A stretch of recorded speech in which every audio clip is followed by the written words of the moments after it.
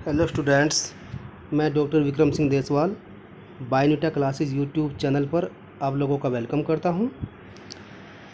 Students, मैंने last video में meiosis का पार्ट 1 आपको एक्सप्लेन किया था। मतलब उसमें मैंने ये जानकारी आपको दी थी कि जो मियोसिस होता है एक्चुअली उसमें जब डिवीज़न स्टार्ट होता है तो मियोसिस के 2 पार्ट होते हैं जिनमें आपको उसको डिस्क्राइब करना होता है। एक को मैंने नाम दिया था मियोसिस फर्स्ट, इसी मियोसिस फर्स्ट को हम रिडक्शन डिवीज़न कहते हैं, और एक को मैंने नाम दिया था मियोसिस सेकंड, जिसको होलोट्रोपिक डिवीज़न या माइटोटिक डिवीज़न नाम दिया था। आपको बहुत अच्छे से याद होगा कि जब मैंने आपको बताया था कि मियोसिस फर्स्ट जो होता है उसमें फिर अगेन 4 सब स्टेजेस होती है। उसमें प्रोफेज 1 मैंने बोला था, मेटाफेज 1, एनाफेज 1, टेलोफेज 1। तो ये जो प्रोफेज 1 था ये एक लार्जेस्ट स्टेज था, इसीलिए इसको अगेन 5 सब स्टेजेस में डिवाइड किया गया था। वो जो 5 स्टेजेस थी उनके नाम मैंने आपको बताए थे, तो सब जानकारी मैंने आपको दी थी। मियोसिस को किसने डिस्कवर किया था वो सारी बातें मैं बता चुका था। मैं ये भी बता चुका था आपको कि मियोसिस डिवीज़न वो चाहे मेल पार्ट है या फीमेल पार्ट है, बट उनके सेक्सुअल पार्ट्स में ही, उनके सेक्सुअल सेल्स में ही मियोसिस डिवीज़न होती है। हमेशा सेक्सुअल सेल्स में ही मियोसिस डिवीज़न होते हैं। अगर डिप्लॉइड सेल्स है तो उसमें क्रोमोसोम का नंबर हाफ हो जाता है। एक मियोसिस डिवीज़न होने से किसी सेल में डॉटर सेल्स की नंबरिंग 4 बन जाती है। तो हम कह सकते हैं कि क्रोमोसोम के नंबर में रिडक्शन होता है। तो ये बातें डिस्कस हो चुकी थी। जो मैंने बताया था आपसे कि 2 फेज़ में उसको हम डिवाइड करते हैं, तो सारी बातें यहाँ पर भी आपके सामने है कि जो फार्मर मुरे ने इसको डिस्कवर किया था आप देख रहे हैं यहाँ पर। चाहे मेल है या फीमेल जर्म सेल्स में होता है, और जिन सेल्स में होता है उनको मियोसाइट्स कहते हैं, ये भी आप देख रहे हैं। और एक डिवीजन से कितने सेल्स का फॉर्मेशन होता है? 4 डॉटर सेल्स का फॉर्मेशन होता है जो जेनेटिकली डिफरेंट होती है। और जब किसी सेल में ये मियोसिस डिवीज़न होता है तो क्रोमोसोम के नंबर रिड्यूस हो जाते हैं हाफ, और जो ट्विन है वो क्या बन जाती है? हैप्लोइड बन जाती है। तो यही बातें डिस्कस हो चुकी हैं। मियोसिस एक ऐसा डिवीज़न है जो हेरिडिटरी इन्फॉर्मेशन को एक जनरेशन से दूसरी जनरेशन का में ट्रांसफ़र करने का सोर्स बनता है, माध्यम बनता है। तो ये बातें सब डिस्कस हो चुकी है। मियोसिस डिवीज़न में 2 मेन फेज़ होते हैं, एक मियोसिस फर्स्ट और एक मियोसिस सेकंड, ये भी मैं आपको बता चुका हूँ। तो देखिए स्टूडेंट, आगे मियोसिस फर्स्ट और मियोसिस सेकंड की जब हम बातें करते हैं तो मियोसिस फर्स्ट को हमने रिडक्शन डिवीज़न बोला, मियोसिस फर्स्ट को रिडक्शन डिवीज़न नाम दिया।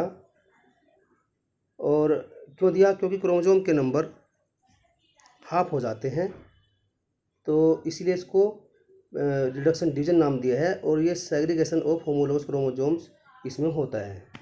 मियोसिस सेकंड बिल्कुल माइटोसिस के जैसा होता है, इसलिए इसको होलो या होमोटिपिक डिवीज़न या इक्वेशनल डिवीज़न नाम भी दिया जाता है। इसमें क्रोमोसोम के नंबर में कोई भी चेंज नहीं होता, ये बिल्कुल माइटोसिस के जैसा होता है। तो इसलिए लिखा है meiosis second is just like mitosis. और उसमें जो सेंट्रोमियर का जो डिवीज़न है वो मियोसिस सेकंड में होता है, इस बात का आप ध्यान रखेंगे। न्यूक्लियस 2 बार डिवीज़न करता है मियोसिस में, बट क्रोमोसोम में जो डिवीज़न केवल एक ही बार होता है। मियोसिस डिवीज़न के अंदर जो न्यूक्लियस होता है सेल के अंदर वो 2 बार डिवाइड करता है, यानी 2 बार कैरियोकाइनेसिस होता है, एक तो मियोसिस फर्स्ट में और एक मियोसिस सेकंड में। बट जो क्रोमोसोम डिवाइड करते हैं वो केवल एक ही बार करते हैं जब हम मियोसिस सेकंड के दौरान स्टडी करते हैं। तो मियोसिस 1 को हम डिस्क्राइब करने जा रहे हैं। मैंने बताया था प्रोफेज 1 जो होता है वो एक लॉन्गेस्ट और बहुत ही कॉम्प्लेक्स फेज़ है मियोसिस डिवीज़न का। इसको 5 सब स्टेजेस में डिवाइड किया, उनके नाम मैंने डिस्कस किए थे, अगर आपको याद हो। उनके नाम मैंने क्या डिस्कस किए थे? लेप्टोटीन, ये सब आपके नाम सामने याद है, मैंने बताया था आपको। एक तो मैंने बोला था लेप्टोटीन, एक जाइगोटीन, एक पैकेटीन, डिप्लोटीन, डायकाइनेसिस। तो अगर हम लेप्टोटीन के बारे में डिस्कस करते हैं तो लेप्टोटीन इसको हम अर्ली प्रोफेज कह सकते हैं। किसका अर्ली प्रोफेज कह सकते हैं? ये प्रोफेज 1 का पहला स्टेज है, तो इसलिए अर्ली प्रोफेज भी कहला सकता है। तो उसकी खास बातें क्या होती है, लेप्टोटीन स्टेज जो होती है यहाँ पर न्यूक्लियस का वॉल्यूम जो है वो इंक्रीज़ करता है और क्रोमोजोम्स जो होते हैं वो धीरे धीरे कंडेंस होना स्टार्ट हो जाते हैं और क्रोमोजोम बनाना स्टार्ट हो जाते हैं।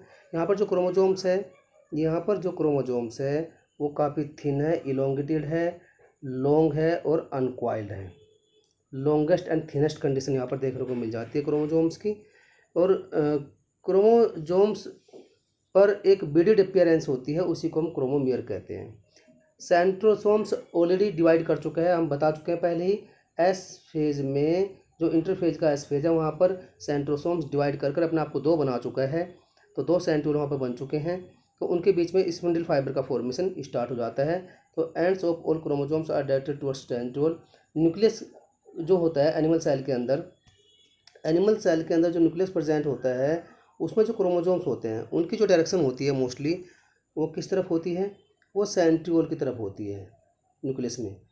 और क्या बनाती है, बॉकेट बनाती है, बॉकेट है ना। तो ये जो इसीलिए इसको बॉकेट स्टेज बोलते हैं। ऐसे केस एनिमल्स में होते हैं, यानी यहाँ पर जो क्रोमोजोम्स है वो स्कैटर्ड होते हैं बट उनकी जो डायरेक्शंस होती है वो सेंट्रियोल की तरफ प्रेजेंट होती है। तो इसी स्टेज को बकेट स्टेज बोला है। एनिमल्स में ऐसा केस हो जाता है, इसको बकेट स्टेज नाम दिया जाता है। लेकिन जब प्लांट्स की बात आती है तो all the chromosomes come near to the nuclear membrane at one side, यानी न्यूक्लियस के मेम्ब्रेन के एक साइड में। जो मान लीजिए कि आप देखते हैं कि अगर मैं बात करता हूँ कि ये कोई न्यूक्लियस की मेम्ब्रेन है, ऐसा मान लीजिए आप एक आउटलाइन के थ्रू समझेंगे बात को। और क्रोमोजोम्स एक साइड में आ जाते हैं, ऐसे करके एक साइड में आ जाते हैं सभी क्रोमोजोम्स, मतलब पूरे में फैले नहीं होंगे, एक साइड में क्रोमोजोम्स आ जाएंगे। तो ये जो all the chromosomes come near to the nuclear membrane at one side, एक साइड पर आ जाते हैं, इसी आने को हम कहते हैं साइनिजेसिक। तो ये एक नाम भी है साइनिजेसिस या साइनिजेसिक टाइप ऑफ कहते हैं कंडीशन। ये प्लांट्स में ऐसे केस देखने को मिल जाते हैं, ऐसा आप ध्यान रखेंगे। तो ध्यान ये रखना है कि एनिमल्स में बॉयकट स्टेज होगी या बुके स्टेज भी कह सकते हैं, और प्लांट्स में साइनिजेसिक स्टेज होगी। तो दोनों को आप इन बातों को ध्यान रखेंगे। तो बड़ी इंपॉर्टेंट बातें हैं दोनों ही, ये भी और बुके स्टेज भी। आगे बढ़ते हैं स्टूडेंट्स। नेक्स्ट स्टेज कौन सी आती है, नेक्स्ट स्टेज आती है जाइगोटीन स्टेज। बहुत ही इंपॉर्टेंट स्टेज है, इसके बारे में काफ़ी क्वेश्चन आते हैं, कोई भी एग्ज़ाम है, बहुत इंपॉर्टेंट स्टेज है।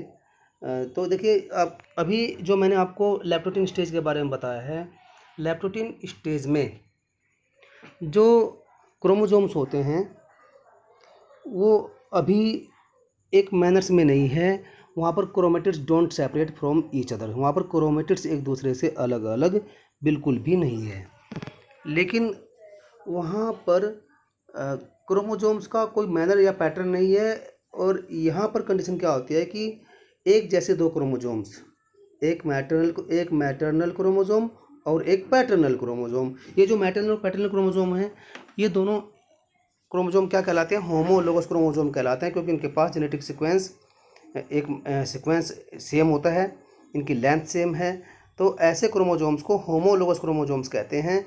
ये अप्रोच करते हैं एक दूसरे के पास आने की, यानी पेयरिंग करना चाहते हैं। तो पेयरिंग होती है, पेयरिंग होने का रीज़न भी आपको बताएंगे कि पेयरिंग क्यों होती है। तो ये जो पेयरिंग है, इसी पेयरिंग प्रोसेस को हम क्या कहते हैं, सिनेप्सिस कहते हैं। क्रोमोजोम्स का पेयरिंग में आना, एक दूसरे से दोस्ती करने का जो प्रोसेस है उसी को हम सिनेप्सिस कहते हैं। और उस हर एक पेयर क्रोमोजोम में एक क्रोमोजोम तो मैटरनल है जो मदर से आया है, और एक क्रोमोजोम पैटर्नल है जो फादर से आया है। तो इन दोनों क्रोमोजोम्स के वन पेयर को हम बाइवैलेंट नाम देते हैं, ये 1 बाइवैलेंट हो गया। तो क्रोमोजोम्स यहाँ पर इस वाली स्टेज में पहले से थिक हो गए हैं और छोटे हो गए हैं, थिकर एंड शॉर्टर हो गए हैं। और ये जो दोनों क्रोमोजोम्स हैं, दोनों क्रोमोजोम, मान लीजिए एक क्रोमोजोम, तो मान लीजिए आप ऐसा भी कह सकते हैं कि एक क्रोमोजोम तो जो है आपका ये हो गया है, ये हो गया है, और ये इसका सेंट्रोमियर प्रेजेंट है।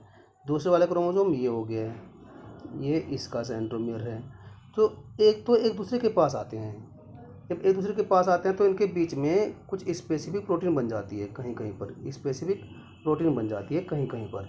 तो आप देखते हैं ये ऐसी प्रोटीन है जिसको सिनेप्टियोनेमल कॉम्प्लेक्स प्रोटीन कॉम्प्लेक्स कहते हैं। ये सिनेप्टियोनेमल कॉम्प्लेक्स जो बना है प्रोटीन का, एक वंडरवॉल फोर्स के थ्रू एक दूसरे की तरफ अट्रैक्ट करता है, उससे क्रोमोजोम्स एक दूसरे के पास आते हैं, अट्रैक्ट होते हैं, इसलिए इन दोनों में दोस्ती होने की संभावना बढ़ती जाती है। इसी प्रोसेस को सिनेप्सिस बोला है। और इन दोनों के बीच में जो कॉम्प्लेक्स है उसी को सिनेप्टोनीमल कॉम्प्लेक्स नाम दिया है। तो ये डीएनए और प्रोटीन से बना हुआ होता है। लगभग 0.3% डीएनए यहाँ पर रेप्लिकेट करता है, सिंथेसाइज होता है, जिसको जाइग डीएनए कहते हैं। आप नोटिस कर रहे हैं, जिसको क्या बोलेंगे, जाइग डीएनए बोलेंगे। ये दिया है जाइग डीएनए। तो आप ध्यान रखेंगे कि किस फोर्स के थ्रू, अट्रैक्शन फोर्स सिनेप्टोनीमल कॉम्प्लेक्स है जो उसको एक दूसरे की तरफ अट्रैक्ट करता है। ये आप इम्पोर्टेंट पॉइंट हो गया है। और अबाउट कितना % डीएनए सिंथेसाइज होता है न्यूली इस स्टेज में, 0.3% डीएनए। और ये इसी डीएनए को हम जाइग डीएनए कहते हैं। इसी स्टेज का नाम क्या बना, जाइगोटिन स्टेज नाम पड़ा। तो आगे बढ़ते हैं। नेक्स्ट देखिए, ध्यान ये रखना है आपको कि जो दो होमोलोगस क्रोमोसोम्स है वो क्या कहलाते हैं, बाईवैलेंट्स कहलाते हैं। बड़ा इंपॉर्टेंट पॉइंट है। तो यहाँ पर नेक्स्ट स्टेज जो आती है पैकेटिन स्टेज आती है। पैकेटिन स्टेज को डिस्क्राइब करने से पहले आपको ध्यान रखना है कि it is the longest stage of meiosis 1 का जो प्रोफेज 1 है। तो प्रोफेज 1 का ये सबसे लंबा स्टेज है, इसको हम पैकेटिन स्टेज कहते हैं। अगर आपसे पूछा जाता है कि पूरे मियोसिस का सबसे लंबा फेज कौन सा है, तो आप नाम देंगे प्रोफेज 1। और आपसे ये पूछा जाता है कि प्रोफेज 1 का लॉन्गेस्ट फेज कौन सा है, तो आप आंसर देंगे पैकेटिन स्टेज। तो इस बात का विशेष ध्यान रखेंगे। चलिए बातें करते हैं आपके सामने पैकेटिन स्टेज के बारे में। तो पैकेटिन स्टेज के बारे में जानेंगे। अभी आपके सामने क्या हुआ है, दो क्रोमोजोम आपस में दोस्ती कर चुके हैं। मैंने ये बातें आपको बताई है। ये दो क्रोमोजोम आपके सामने मैंने बताया था जो एक दूसरे से पेयरिंग में आ रहे हैं, उनमें एक मैटरनल है, एक पैटर्नल है। तो अब आप ये देखते हैं कि ये एक क्रोमोसोम के दोनों क्रोमेटिड्स बिल्कुल सेम होते हैं, दूसरे वाले क्रोमोसोम के दोनों क्रोमेटिड्स वो भी सेम होते हैं। तो इस तरह से आप ये भी अच्छे से जानते हैं कि एक क्रोमोसोम के पास में 2 क्रोमेटिड होते हैं, तो दूसरे के पास भी 2 क्रोमेटिड होंगे। तो यहाँ पर क्रोमेटिड्स एक दूसरे से सेपरेट होते हैं। तो एक क्रोमोसोम के पास में 2 स्ट्रैंड या 2 धागे स्ट्रक्चर दिखाई देती है, दूसरे वाले की भी एज इट इज़ ऐसी दिखाई देगी। तो इस तरह से 4 स्ट्रैंड्स की जो बनने वाली स्ट्रक्चर यहाँ पर है, जो देखने को मिल जाती है, उसको टेट्राड स्टेज कहते हैं। तो बड़ा इंपॉर्टेंट सेगमेंट है, टेट्राड स्टेज इसको नाम देंगे। ऐसा मान लीजिए, अगर मैं आपको थोड़ा सा आउटलाइन बनाकर दिखाऊं, तो ये मान लीजिए सेंट्रोमियर है, एक स्ट्रैंड तो एक क्रोमेटिड तो ये हो गया है, ये उसका दूसरे वाला क्रोमेटिड हो गया है। दूसरे वाला क्रोमोसोम के बारे में अगर आपको दिखाऊं, तो एक क्रोमेटिड ये हो गया है, एक क्रोमेटिड ये हो गया है, ये दूसरा क्रोमेटिड इसका हो गया है। तो आप टोटल गिनो कितने धागे हो गए हैं, 1 कितने हो गए, 1 2 3 एंड 4। तो इस पूरी कंडीशन को क्या बोला, टेट्राड नाम दिया। क्या नाम दिया बच्चों, टेट्राड इसको नाम बोला, क्योंकि 4 स्टैंडर्ड स्ट्रक्चर है, 4 क्रोमेटिड्स यहाँ पर देखने को मिल जाते हैं। तो इस बात का आप ध्यान रखेंगे। और ये जो 2 स्ट्रैंड का एक क्रोमोसोम है, एक को क्या बोलेंगे, DYAD, क्या बोलेंगे, डायड बोलेंगे। क्या बोलेंगे इसको नाम, DYAD। ये दिया है देखो यहाँ पर डायड। तो एक डायड तो ये हो गया है और एक डायड ये हो गया है। तो 2 डायड्स यहाँ पर प्रेजेंट है। 2 डायड्स की इस स्टेज को बोला है टेट्राड स्टेज। तो ये सारी बातें आपको माइंड में रखनी है। और एक क्रोमोसोम्स के दोनों स्ट्रैंड्स या क्रोमेटिड्स को क्या कहते हैं, सिस्टर क्रोमेटिड्स कहते हैं। एक क्रोमोसोम के दोनों क्रोमेटिड्स क्या कहलाएंगे, सिस्टर क्रोमेटिड्स कहलाएंगे। लेकिन दोनों क्रोमोसोम की जो डिफरेंट क्रोमेटिड्स है, डिफरेंट क्रोमेटिड्स कौन से, फिर से देखेंगे आप। मान लीजिए ये 4 स्ट्रैंड्स है, ये क्रोमोसोम के 2 स्ट्रैंड हैं, ये दूसरे क्रोमोसोम के 2 स्ट्रैंड हैं, और ये दोनों क्या हो गए हैं, सिस्टर क्रोमेटिड्स। ये दोनों भी क्या हो गए, सिस्टर क्रोमेटिड्स। जब मैं इनकी बातें करता हूँ, किनकी बातें करता हूँ, इस वाले की और इस वाले की। ये जो मैं यहाँ पर एरो कर रहा हूँ, ये दोनों क्रोमेटिड क्या होते हैं, आपस में नॉन सिस्टर क्रोमेटिड्स होते हैं। इस बात का आप ध्यान रखेंगे। ध्यान ये रखना है कि पैकेटिन वो स्टेज है जहाँ पर क्रॉसिंग ओवर होता है या एक्सचेंज ऑफ जेनेटिक मटेरियल होता है। उससे पहले यहाँ पर रिकॉम्बिनेशन नोड्यूल्स बनते हैं, यानी वो लोकेशन यहाँ पर बनते हैं, वो एरियाज़ यहाँ पर डिसाइड होते हैं जहाँ पर एक्सचेंज ऑफ जेनेटिक मटेरियल होना है, जहाँ पर रिकॉम्बिनेशन होना है। क्रॉसिंग ओवर का अदर नेम रिकॉम्बिनेशन है, जिसमें स्पेसिफिक एंजाइम काम करते हैं, स्ट्रैंड्स या डीएनए को कट करते हैं, फिर उसको रिज्वाइन करते हैं तो इस तरह से जो जेनेटिक मटेरियल का एक्सचेंज होता है क्रोमेटिड्स के बीच में, कैसे क्रोमेटिड्स के बीच में, non sister chromatids of homologous chromosome. जब भी आपसे कोई ये पूछता है कि क्रॉसिंग ओवर कहाँ होता है, किन के बीच में होता है, तो आप बोलेंगे होमोलोगस क्रोमोजोम के बीच में होता है। लेकिन किन क्रोमेटिड्स के बीच में होता है, तो आप क्या आंसर देंगे, non sister chromatids of homologous chromosome. तो स्टूडेंट्स आप इस बात का ध्यान रखेंगे। तो आगे बढ़ते हैं। देखिए मैंने अभी बताया था कि क्रॉसिंग ओवर क्या होता है, वो एक्सचेंज ऑफ जेनेटिक मटेरियल होता है। सबसे पहले ये बात किसने बताई थी, क्रॉसिंग ओवर को सबसे पहले मॉर्गन एंड कैस्टले ने ड्रोसोफिला में देखा था। तो रिकॉम्बिनेज एंजाइम में क्या होगा, एंडोन्यूक्लियस एंजाइम जो होता है वो ब्रेक करता है नॉन सिस्टर क्रोमेटिड्स को स्पेसिफिक पॉइंट पर। उस स्पेसिफिक पॉइंट को क्या कहते हैं, रिकॉम्बिनेशन नोड्यूल कहते हैं। फिर उन नॉन सिस्टर क्रोमेटिड्स को फिर से जोड़ता है, रीयूनिट करता है कौन, लिगेज एंजाइम, और इसी को क्रॉसिंग ओवर कहते हैं। एक्सचेंज हो गया है। और जहाँ जहाँ पर क्रॉसिंग ओवर होता है वहाँ पर स्पेसिफिक पॉइंट्स या नोड्यूल्स बन जाते हैं, उनको चार्ज मेटा कहते हैं। और चार्ज मेटा को डिस्कवर करने वाले साइंटिस्ट कौन थे, जैनसन थे। तो जैनसन ने इसको डिस्कवर किया है। और किन के बीच में बनता है, ये बाइवेलेंट के अंदर बनता है। जो बाइवेलेंट में क्या होता है, 2 क्रोमोसोम होते हैं। तो पैकेटिंग स्टेज बहुत इंपॉर्टेंट स्टेज है, यहीं पर क्रॉसिंग ओवर होता है, जिसको हम रिकॉम्बिनेशन कहते हैं। वो क्या होता है, जेनेटिक मटेरियल का एक्सचेंज होता है 2 डिफरेंट स्ट्रैंड्स के बीच में। तो इसी की वजह, ये एक ऐसा कंडीशन है, इसी की वजह से जेनेटिक मटेरियल में चेंज आता है आने वाली जनरेशन में, या गैमेट्स में जो चेंजेस आए हैं, वेरिएशंस आए हैं, वो इसी की वजह से आते हैं।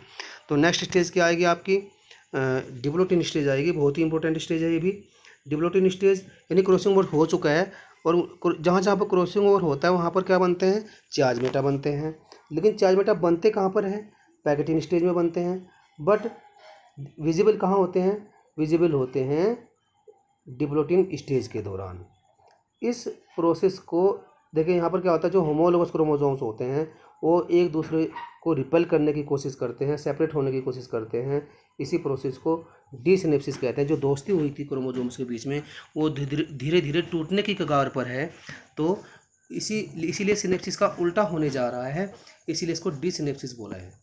तो यहाँ पर देखिए, जब इस स्टेज के एंड पर क्या होता है कि ये जो चार्ज मैटर है, धीरे धीरे they start to move towards terminal end of chromosomes. इसका मतलब जो चार्ज मैटर है, जो क्रॉसिंग ओवर के दौरान बने थे, वो क्रोमोसोम्स के एंड की ओर जाना शुरू कर देते हैं धीरे धीरे।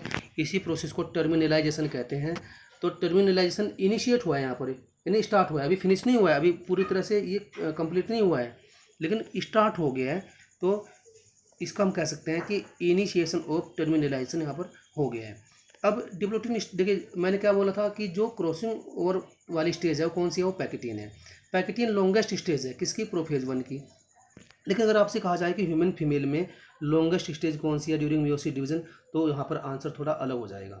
डिप्लोटिन स्टेज सबसे लंबी स्टेज मानी जाती है ह्यूमन फीमेल के लिए, बता रहा हूँ।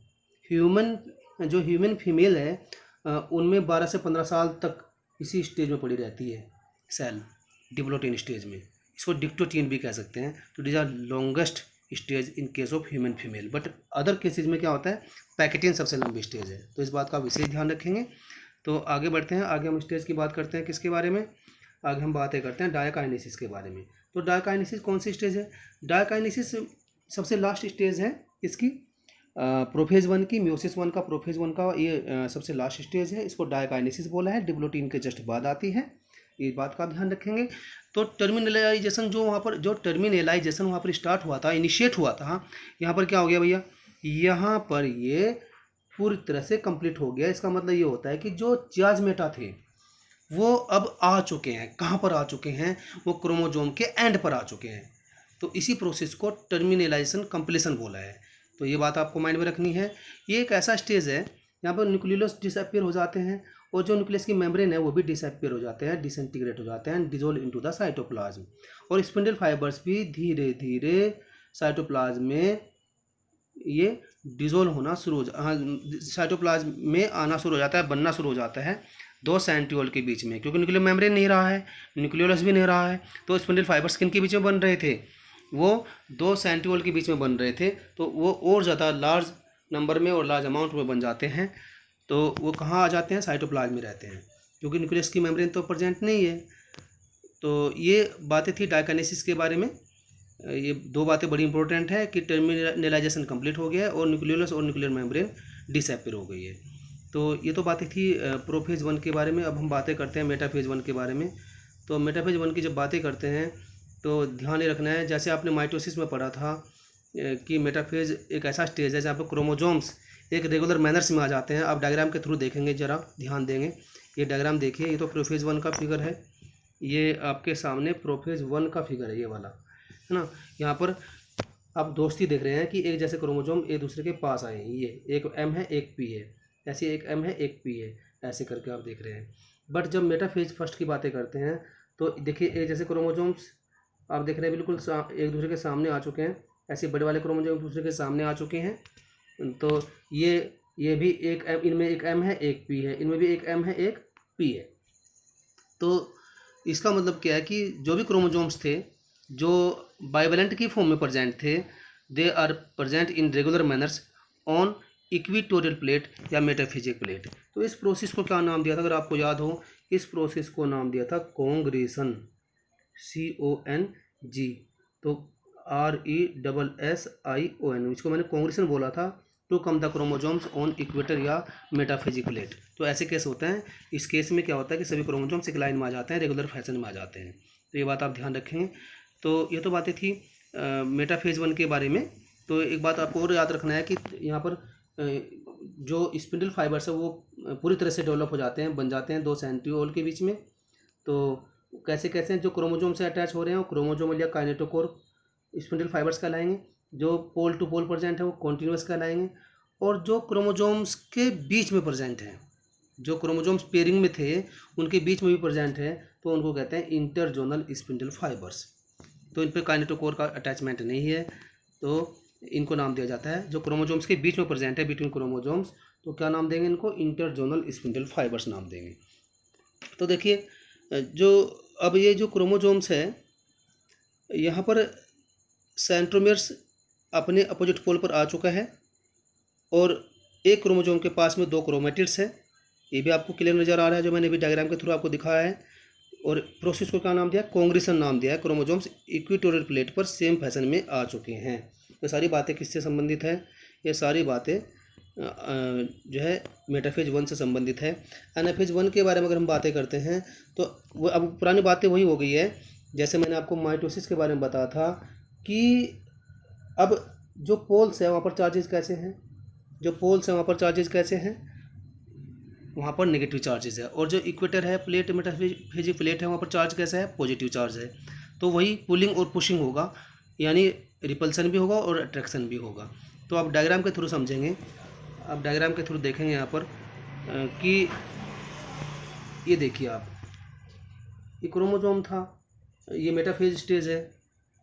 मेटाफेज स्टेज में आप नोटिस कर रहे हैं कि क्रोमोजोम्स एक रेगुलर फैशन में आ चुके हैं, लेकिन इसमें देखिए आप, इस वाले केस में फोर्स की वजह से जब यहाँ पर चार्ज नेगेटिव थे यहाँ पर, और यहाँ पर चार्ज पॉजिटिव थे यहाँ पर, तो इससे क्या हुआ कि ये क्रोमोजोम्स इधर खींच रहे हैं और वो क्रोमोजोम्स उधर खींच रहे हैं।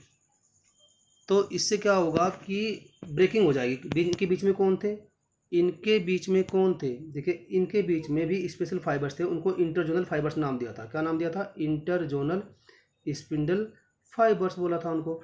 तो अब ब्रेकिंग इन हो जाती है तो ये फाइबर टूट जाते हैं। कौन से फाइबर टूट जाते हैं, ये वाले फाइबर, ये वाले फाइबर टूट जाते हैं। तो इससे क्या होगा, ये वाले फाइबर टूट जाते हैं ऐसे बीच में से, इनके बीच में से टूट जाएंगे।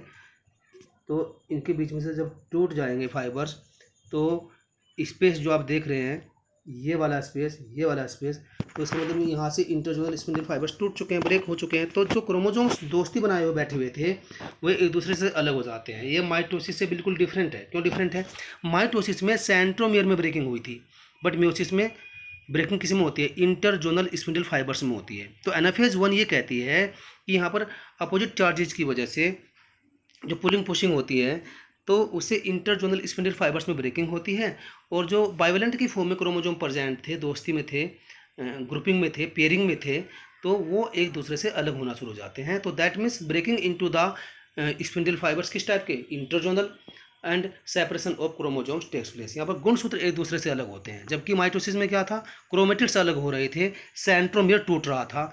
बहुत इंपॉर्टेंट सेगमेंट है। इस प्रोसेस को नॉन डिसजंक्शन भी कहते हैं, नॉन डिसजंक्शन, अलग अलग होना है ना।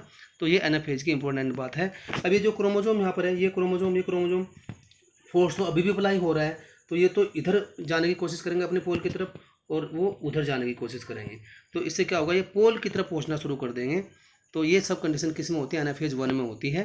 जब हम टेलोफेज 1 की बातें करते हैं, तो टेलोफेज 1 में आप नोटिस करेंगे, देख रहे हैं आगे की ओर कि सेल के अंदर ये वाले क्रोमोजोम्स, अब ये जो इस साइड क्रोमोजोम्स है वो यहाँ पर अपने कोने पे आ चुके हैं, वो अपने कोने पर आ चुके हैं। और एक नोटिस करेंगे आप बात को, न्यूक्लियस की मेम्ब्रेन, ये एनम है न्यूक्लियस की मेम्ब्रेन, और ये भी न्यूक्लियस की मेम्ब्रेन है, और अंदर न्यूक्लियोलस, ये रीफॉर्म हो जाते हैं।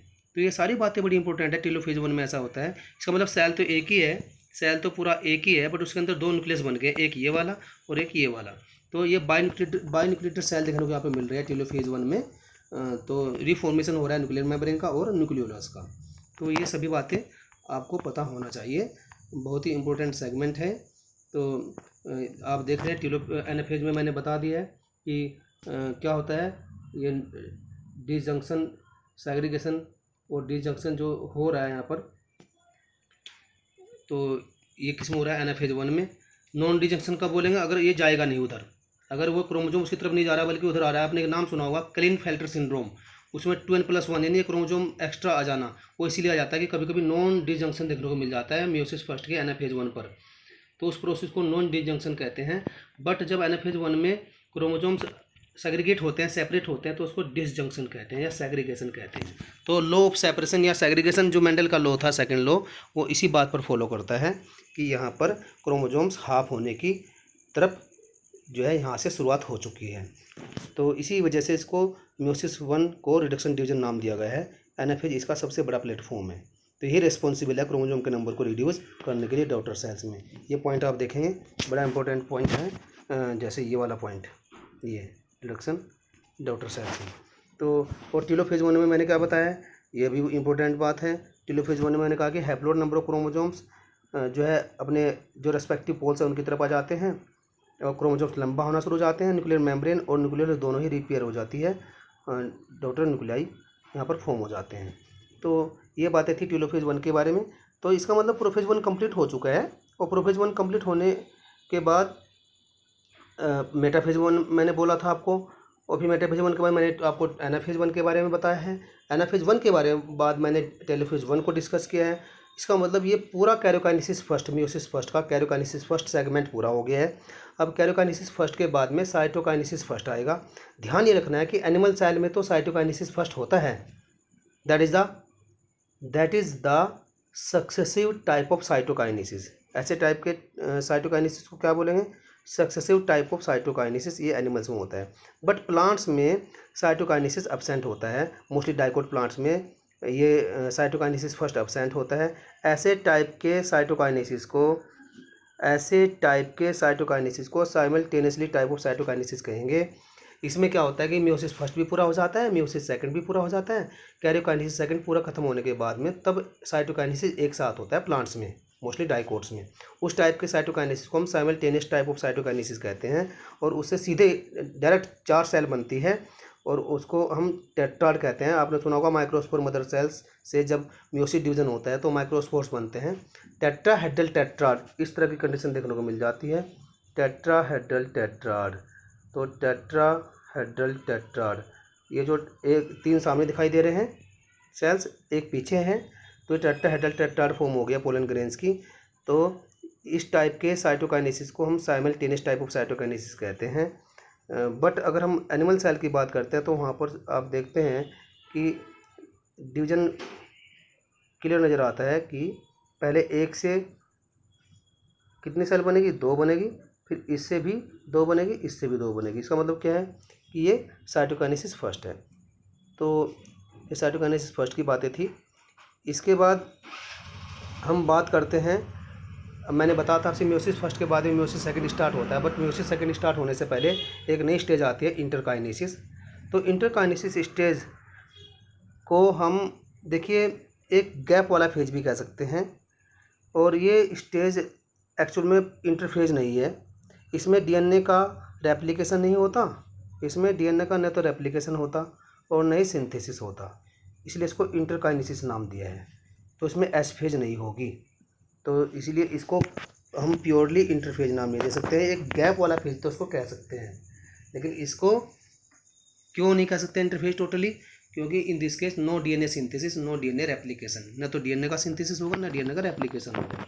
तो इस बात का ध्यान रखेंगे। इंटरकाइनेसिस प्रोसेस जो होता है वो दोनों मियोसिस के बीच में होता है, मियोसिस फर्स्ट और मियोसिस सेकंड। इसमें सेल केवल नॉर्मल होती है और नए डिवीजन के लिए तैयार होती है। तो उसके बाद मियोसिस सेकंड आ जाएगा, बिल्कुल माइटोसिस के जैसा होगा। आपको ध्यान रखना है, जो मैंने माइटोसिस आपको पढ़ाया बिल्कुल सेम वही है। उसमें बिल्कुल उसकी तरह ही जो क्रोमोसोम के नंबर में कोई चेंज नहीं आएगा। क्रोमोसोम के नंबर में जब कोई चेंज नहीं आएगा तो क्रोमोसोम का नंबर उतना ही रहेगा। तो कैरियोकाइनेसिस सेकंड आएगा इसमें। तो फिर इसको जैसे हमने वहाँ पर प्रोफेज 1 बोला था, तो यहाँ पर हम क्या बोलेंगे? प्रोफेज 2 बोलेंगे। तो प्रोफेज 2 में सारी बातें वही होनी है, वो सेंट्रियोल का रेप्लिकेशन होना है, तो उसके बीच में फिर स्पिंडल फाइबर्स बनने हैं, यानी एस्टर्स का फॉर्मेशन होना है, और न्यूक्लियर मेम्ब्रेन और न्यूक्लियोलस दोनों डिसअपियर होने हैं, ये देख रहे हैं आप पॉइंट। फिर हम उसके बाद आएंगे कहाँ पर? एनाफेज सेकंड पर आ जाएंगे। तो एनाफेज सेकंड पर क्या होगा कि जो क्रोमोसोम्स है वो इक्वेटर पर एक सेम फैशन में आ जाएंगे, मैंने बताया था आपसे। तो ये सारी बातें बिल्कुल वैसी ही होगी, सेम फैशन पर आ जाएगा। माइटोसिस में तो उसको हम कॉन्ग्रेशन कहते हैं। उसके बाद एनाफेज सेकंड की बातें करते हैं। तो एनाफेज सेकंड में फिर वही क्या होगा? पुलिंग पुशिंग होगा, यानी अपोजिट चार्जेस की वजह से वहाँ पर रिपल करेंगे तो टूट जाएंगे। कौन कौन टूट जाएंगे? सेंट्रोमियर में डिवीजन होगा, और कौन अलग हो जाएंगे? क्रोमेटिड्स एक दूसरे से अलग हो जाएंगे। बड़ी इंपॉर्टेंट बातें हैं। तो ये सारी बातें बता चुका हूँ पहले से ही, माइटोसिस पढ़ा चुका हूँ। फिर टीलोफेज के बाद पास आएंगे हम। टीलोफेज में क्या होगा? जो डॉटर क्रोमोसोम्स हैं वो अपने अपने पोल पर आएंगे और थ्रेड लाइक बन जाएंगे, ये लॉन्ग बन जाएंगे। फिर से न्यूक्लियर मेम्ब्रेन बन जाएगी और न्यूक्लियोलस फिर से अपीयर हो जाएगा, और स्पिंडल फाइबर्स भी डिसअपियर हो जाएंगे टीलोफेज सेकंड पर। अब साइटोकाइनेसिस सेकंड आएगा। तो साइटोकाइनेसिस सेकंड में आप देखते हैं कि 4 सेल बन जाएगी, 1 से 2 और 1 से 2 दोनों में माइटोसिस हो रहा है। 2 सेल ऑलरेडी बन चुकी थी, तो एक में भी मियोसिस होगा, उससे भी 2 बनेंगे, मियोसिस सेकंड होगा। दूसरे में भी मियोसिस सेकंड होगा, उससे भी 2 बन जाएंगे। तो कुल मिलाकर 4 डॉटर सेल्स बनेगी, जो जेनेटिकली डिफरेंट होगी एक दूसरे से। तो इस बात का आप ध्यान रखेंगे। तो आप डायग्राम के थ्रू भी देख सकते हैं। ये वाला डायग्राम आप देख रहे हैं, तो प्रोफेज सेकंड है, ये प्रोफेज सेकंड है, ये मेटाफेज सेकंड है, ये फिर डिवीज़न हो गया है, और फिर ये 2 सेल बन गए। ये एक सेल में हो रहा है, तो दूसरी वाले से भी सेम ऐसी कंडीशन होगी, तो 2 यहाँ पर बनी है, 2 उससे बनेगी, तो कुल मिलाकर 4 सेल्स बनेगी। तो ये बातें थी सब मियोसिस के सेकंड पार्ट से। अब सिग्निफिकेंस क्या है मियोसिस का, मैं बता चुका हूँ पहले ही। गैमेट फॉर्मेशन का जरिया है। गैमेट जो फॉर्मेशन होता है वो मियोसिस की वजह से होता है। मियोटिक डिवीजन्स की वजह से क्रोमोसोम के नंबर हाफ हो जाते हैं। तो जो क्रोमोसोम्स के नंबर मेंटेन होते हैं नेक्स्ट जनरेशन में, मतलब गैमेट्स में, अगर आप ह्यूमन का केस लेते हैं तो गैमेट्स जब बनते हैं तो गैमेट्स में क्रोमोसोम का नंबर कितना होगा? 23 होगा। दूसरे वाले गैमेट का नंबर भी 23 होगा। वो आपस में जब मीटिंग करेंगे, फ्यूज़ होंगे, तो फिर से 46 हो जाएगा, जो जाइगोट बनेगा। जाइगोट से एम्ब्रियो बन जाएगा, एम्ब्रियो में 46 होगा, उससे फिर एक बेबी बनेगा। तो बेबी में कितने हो जाएंगे क्रोमोसोम? 46 होंगे। तो इसका मतलब क्या है? अगर यहाँ पर गैमेट्स बनाने के लिए माइटोसिस होता तो 46 का डबल होता, या 46 क्यों? 46 एक गैमेट में, 46 दूसरे वाले गैमेट में, तो 92 नंबर आ जाता। तो देखिए आज कितना नंबर हो जाता है। तो क्रोमोसोम के नंबर आज भी उतने ही है हर पर्सन में। तो क्यों है? क्योंकि ये मियोसिस डिवीजन की वजह से हो रहा है। गैमेट्स में क्रोमोसोम के नंबर हाफ होते हैं, वो मेटिंग करेंगे दूसरे गैमेट से, तो फिर से 46 हो जाएगा। तो क्रोमोसोम के नंबर को मेंटेन रखने का काम किसने किया है? मियोसिस डिवीजन ने किया है। तो इस बात का विशेष ध्यान रखेंगे। तो जो जेनेटिक वेरिएबिलिटी होती है कमिंग वैराइटीज़ में, नई जनरेशन में जो जेनेटिक वेरिएबिलिटी होती है, जेनेटिकल चेंज होता है, वो किसकी वजह से होता है? वो मियोसिस की वजह से होता है। तो वेरिएशंस किसकी वजह से आते हैं? मियोसिस की वजह से आते हैं। वो मैंने बताया था आपसे, क्रॉसिंग ओवर हो चुका है। कौन सी स्टेज में होता है? पैकेटिंग स्टेज में होता है। किन के बीच में होता है? Non sister chromatids of homologous chromosomes होता है। तो ये वेरिएशंस होना ही हमें एवोल्यूशन की तरफ ले जाता है। वेरिएशंस, कुछ वेरिएशंस म्यूटेशन कहलाते हैं, और म्यूटेशंस ही एवोल्यूशन को प्रमोट करते हैं, है ना। म्यूटेशन के बिना एवोल्यूशन इनकम्प्लीट रहता है। तो म्यूटेशन को देने वाले कौन था? आपको अच्छे से पता है, ह्यूगो डी वरीज थे। तो ये टर्म वहाँ से आई है। और ये म्यूसिस की जो टाइप मैं बता चुका हूँ आपको पहले से ही कि म्यूसिस 3 टाइप के होते हैं, आपको ये बात अच्छे से याद है। जाइगोटिक म्यूसिस या इसको इनिशियल म्यूसिस भी कहते हैं, स्पोरिक म्यूसिस जो प्लांट्स में होता है, और गैमेटिक म्यूसिस जो एनिमल्स में होता है। ये बातें मैं बता चुका हूँ।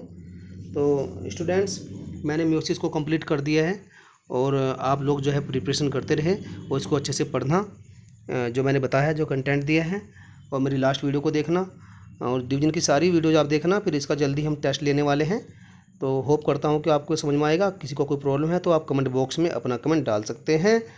तो जल्दी जल्दी अपनी वीडियो को पूरा करके फिर आप टेस्ट के लिए प्रिपेयर हो जाइए, और मेरी वीडियोज़ को ज़्यादा से ज़्यादा शेयर कीजिए और ज़्यादा से ज़्यादा सब्सक्राइब कीजिए। मिलते हैं नेक्स्ट वीडियो में, तब तक के लिए धन्यवाद।